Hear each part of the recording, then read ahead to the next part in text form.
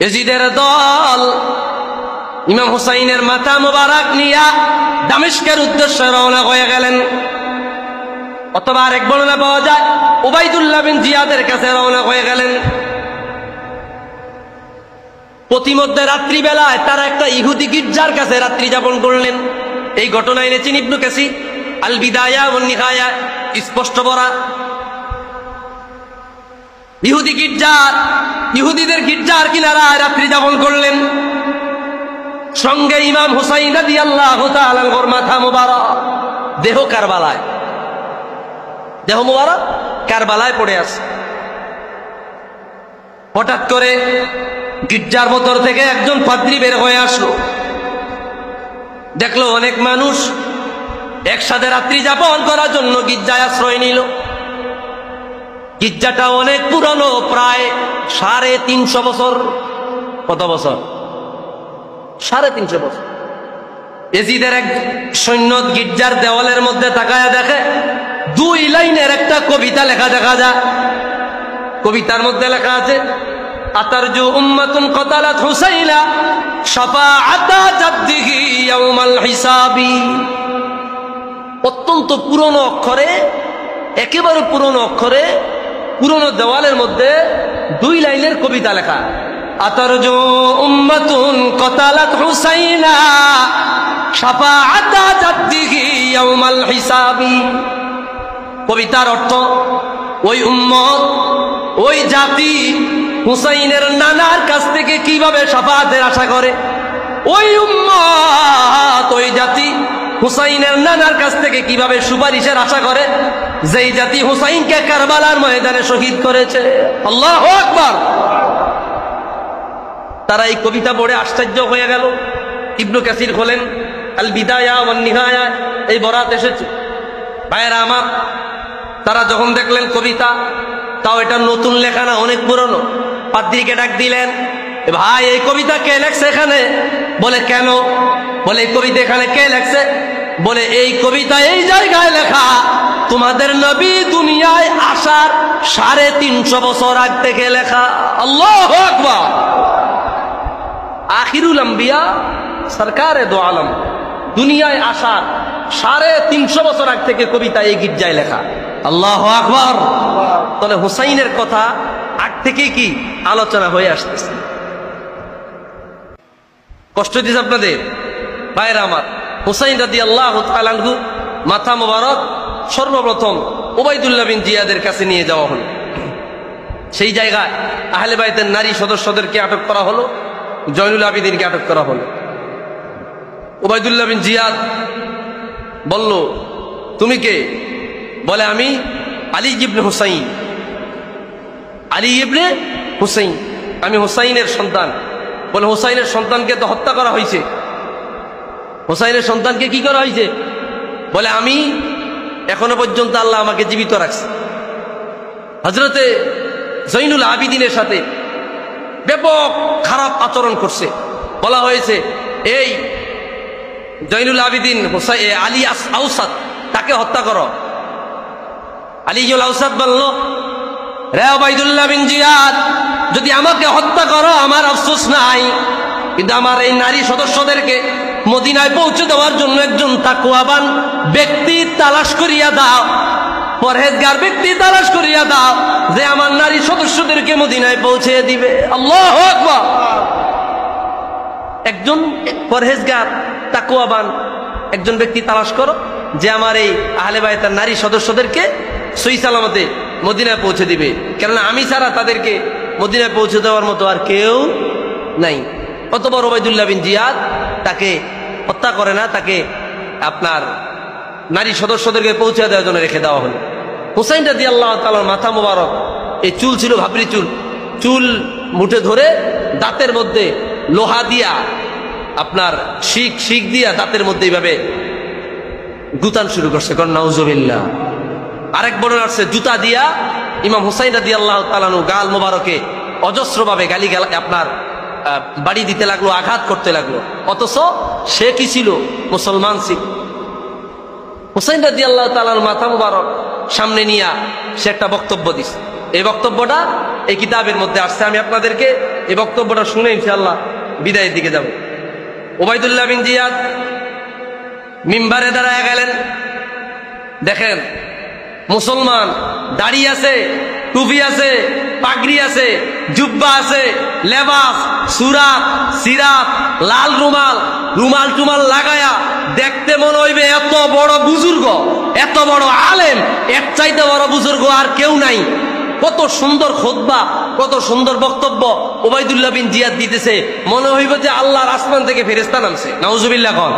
সে বক্তব্য দিতেছে, আলহামদুলিল্লাহিল্লাযী আযহারাল হাক্কা ওয়া আহলা ওয়া নাসারা আমিরাল মুমিনিন ইয়াজিদ ইবনে মুআবিয়া।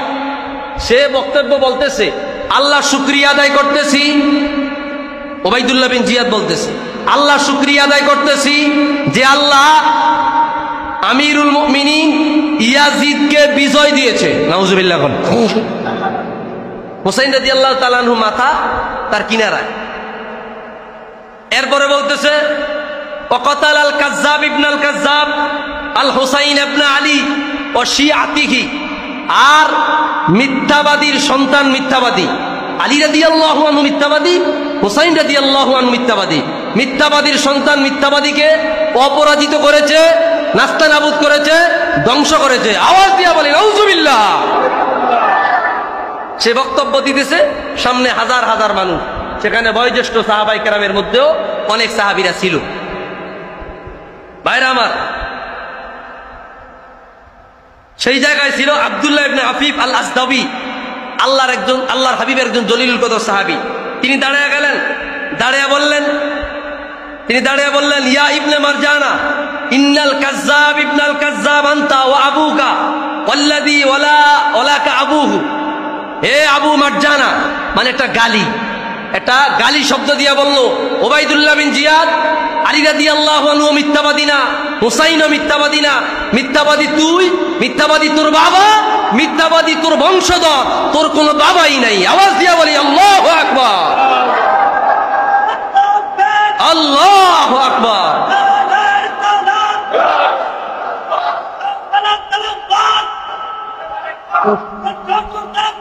কারবালার তলোয়ার। এই আল্লাহর হাবিবের এই জলিল কদর সাহাবী, উনি ছিল সিফিনের যুদ্ধে আলী রাদিয়াল্লাহু তাআলার সাথে সহযোগী হয়ে যুদ্ধ করছেন আমিরে মুআবিয়া রাদিয়াল্লাহু তাআলা আনহুর বিরুদ্ধে। এই জন্য তিনি হুসাইন রাদিয়াল্লাহু বেশি ভালোবাসছেন। তখন ওই সময় যুদ্ধে তার চোখ তীর এসে চোখ নষ্ট হয়ে গেছে, অন্ধ হয়ে গেছে। ওবায়দুল্লাহ বিন জিয়াদ গভর্নর, একজন গভর্নরকে এইভাবে মিথ্যাবাদী বলা, জারজ সন্তান বলা, এটা কত বড় ইমানের দাবি রাখেন। আল্লাহু আকবার। আহলে বায়তের প্রেম দেখেন। তখন তাকে ডেকে আনা হলো, সাথে সাথে তাকে হত্যা করা হলো। আওয়াজ দিয়া বলেন নাউজুবিল্লাহ। হুসাইন রাদিয়াল্লাহু তাআলা আনহুর মাথা মুবারক দেখেন, এখানে একটা ঘটনা। হুসাইন রাদিয়াল্লাহু তাআলা আনহুর মাথা মুবারক যেই ব্যক্তি ওবায়দুল্লাহ বিন জিয়াদের কাছে নিয়ে গেল, স্পষ্ট আসছে, ওই ব্যক্তির নাম হইল খাওলা ইবনে ইয়াজিদ। খাওলা ইবনে ইয়াজিদ, তিনি হুসাইন রাদিয়াল্লাহু তাআলা মাথা মুবারক ব্যাগের মধ্যে করে নিয়ে গেলেন বাড়িতে নিয়ে পরের দিন ওবায়দুল্লাহ বিন জিয়াদের কাছে জমা দিলে এর বদলে স্বর্ণ মুদ্রা, রৌপ্য মুদ্রা পাবে। সে খুশি হয়ে গেছে, বাড়িতে চলে গেল। বাড়িতে গিয়ে দেখলো রাত্রেবেলায় দরজা বন্ধ। ফাতা মানজিলাহু ফাওয়াদাহু তাহতা ইজানাতিন ফিদ্দার। হুসাইন রাদিয়াল্লাহু মাথা দরজার পাশে রাখলো। তার স্ত্রী দরজা খুললো, তার স্ত্রীর কাছে আসলো।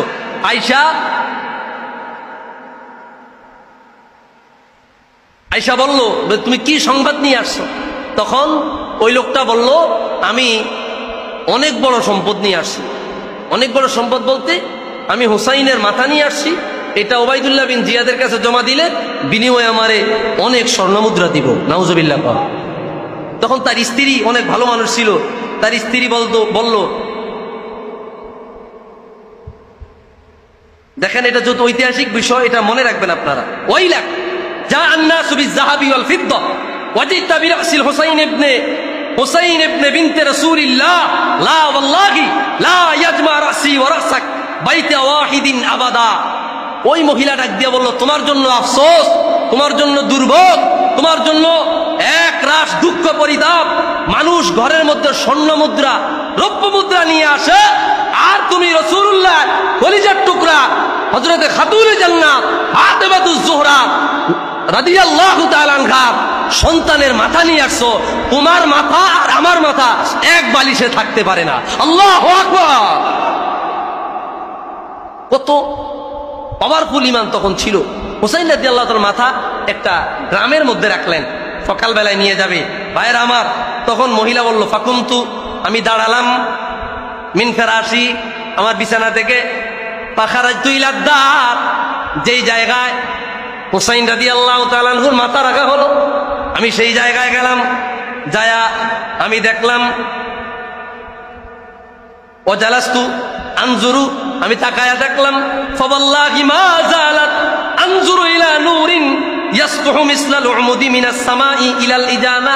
আমি তাকায়া দেখিলাম যেই জায়গায় হুসাইন রাদিয়াল্লাহু তাআলা আনহুর মাথা মুবারক রাখা হয়েছে, ওই জায়গা থেকে নিয়ে আসমান পর্যন্ত বরাবর একটা নূরের রোশনি তৈরি হয়ে গেল। আল্লাহু আকবার। আমি আরো তাকায়া দেখিলাম, যেহেতু ঘরের বাহিরের দরজার পাশে মাথাটা রাখা হয়েছে, আমি আরো তাকায়া দেখিলাম, ওয়ারাআইতু তায়রান বাইদান তারাফরাদা হাওলাহা। হুসাইন রাদিয়াল্লাহু তাআলা আনহুর মাথা মুবারকের চতুর্পাশে আল্লাহর পক্ষ থেকে আসা একদল পাখি ঘুরতেছে। আল্লাহু আকবার। একদল পাখি ঘুরতেছে। ওই মহিলা এই ঘটনা দেখলো। ভাইয়েরা আমার, সকালবেলা ওবাইদুল্লাহ বিন জিয়াদের কাছে নিয়ে গেল, দেখলো সেই জায়গায় হুসাইন রাদিয়াল্লাহু তাআলা দাঁত মোবারক এসে আঘাত করতে লাগলো, গুতা দিতে লাগলো। ওই জায়গায় আল্লাহর হাবিবের একজন জলিলুল কদর সাহাবী ছিল, তিনি বলল, ওবাইদুল্লাহ বিন জিয়াদ, ফাওয়াল্লাহিল্লাযী লা ইলাহা গায়রু লাকাদ রাআইতু শাফাতা রাসূলিল্লাহি সাল্লাল্লাহু আলাইহি সাল্লাম আলা হাতাইনি শাফাতাইনি ইউকাব্বিলুহুমা।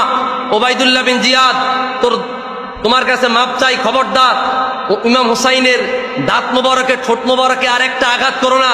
আমি আমার নিজ চোখে দেখেছি রাহমাতুল লিল আলামিন হুজুরের জবান দিয়ে ইমাম হুসাইনের এই জায়গায় অসংখ্যবার চুমা দিতে। আল্লাহু আকবার।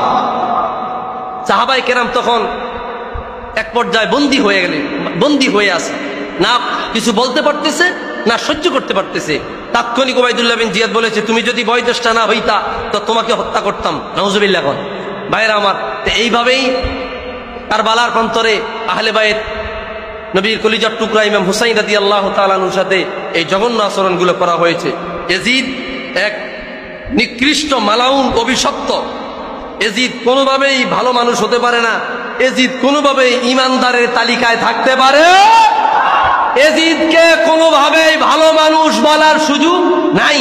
আজকে আমাদের দেশে, আমাদের সমাজে, আমাদের খায়া, আমাদের পয়রা, আমাদের হাদিয়া নিয়া, আমাদের তৈরি করা মসজিদের মিম্বরে বসে বসে ইয়াজিদের প্রশংসা করতেছে একদল লেবাসদারি মৌলবী। আছে না নাই?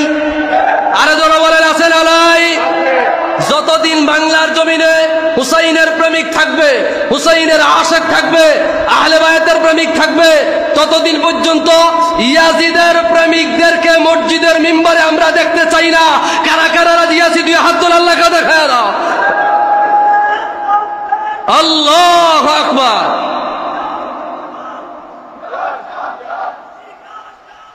ইয়াজিদের বংশধর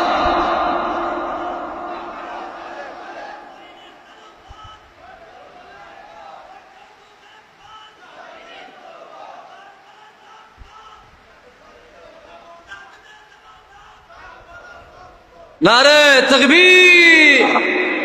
আল্লাহ কবুল করুক, কোনা আমিন। ইয়াজিদের সেলাবেলা সৈন্যবাহিনী আছে না নাই? আসেনি? আমরা স্বতঃস্ফূর্ত ভাবে, শক্ত হাতে, আমরা সর্বোচ্চ শক্তি দিয়া এদের বিরুদ্ধে আমরা রুখে দাঁড়াবো। রাজি আছি ইনশাআল্লাহ? হুসাইনের পক্ষে কারা কারা আছেন? দুই হাত তোলা দেখা দাও। নারে